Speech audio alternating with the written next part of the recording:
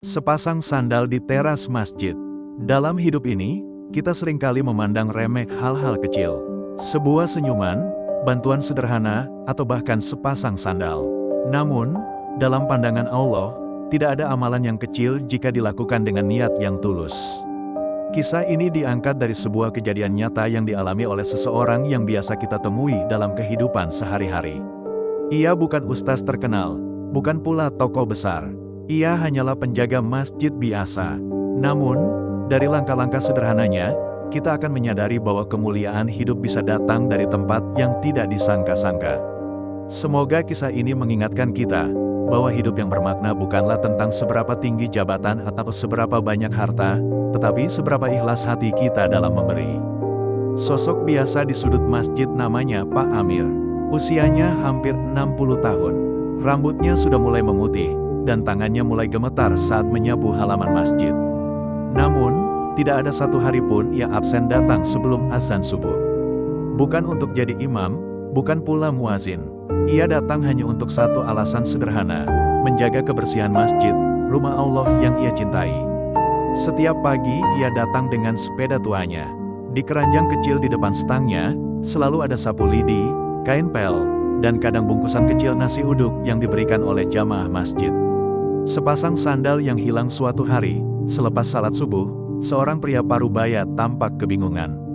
Ia berdiri di teras masjid, memandangi tempat sandal. "Sandal saya hilang," katanya pelan. Beberapa jamaah hanya melirik sebentar, lalu berlalu. Tapi Pak Amir mendekat. Ia tidak banyak bicara. Ia menatap kaki lelaki itu yang mulai menapak lantai dingin. Tanpa ragu, Pak Amir melepaskan sandalnya sendiri. "Pakai ini dulu, Pak. Saya masih bisa pulang nyeker. Rumah saya dekat." Lelaki itu tertegun. "Tapi ini sandal Bapak." "Enggak apa-apa. Insya Allah diganti yang lebih baik," ucap Pak Amir sembari tersenyum. Lelaki itu menerima sandal itu dengan mata yang berkaca-kaca. Pengorbanan yang tak terlihat ternyata. Ini bukan kali pertama Pak Amir memberi sandalnya.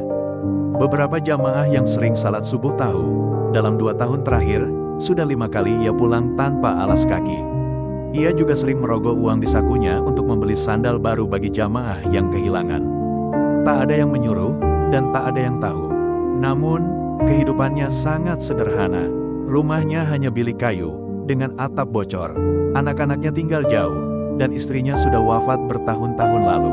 Tapi Pak Amir tetap bahagia dengan hidupnya. Ujian dan janji Allah.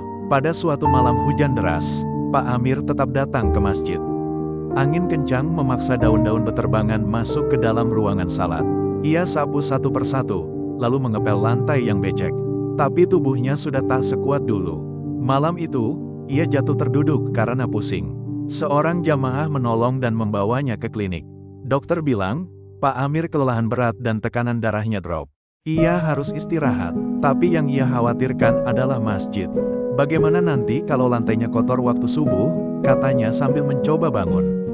Balasan tak terduga keesokan harinya, masjid dikejutkan dengan kedatangan mobil mewah. Seorang pria turun dan langsung mencari Pak Amir. Wajahnya tampak tidak asing. Rupanya, ia adalah lelaki yang pernah diberi sandal oleh Pak Amir. Kali ini, ia datang bukan hanya untuk berterima kasih, tapi juga membawa sesuatu. Ia menyerahkan amplop besar berisi uang, serta surat kepemilikan rumah baru.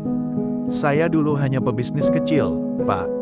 Tapi setelah kejadian itu, bisnis saya berkembang tak disangka-sangka. Dan saya selalu ingat, semuanya bermula dari sepasang sandal." Pak Amir menolak halus. Tapi pria itu bersikeras.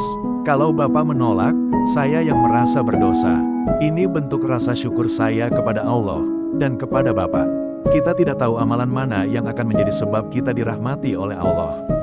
Bisa jadi, amalan yang kita anggap kecil, justru paling besar di sisinya." Kisah Pak Amir mengajarkan bahwa menjadi berarti tidak harus dikenal banyak orang. Cukup dikenal oleh langit, dan dicintai oleh Allah. Jangan remehkan kebaikan, sekecil apapun. Karena bisa jadi, itu menjadi sandal keselamatan kita di akhirat nanti.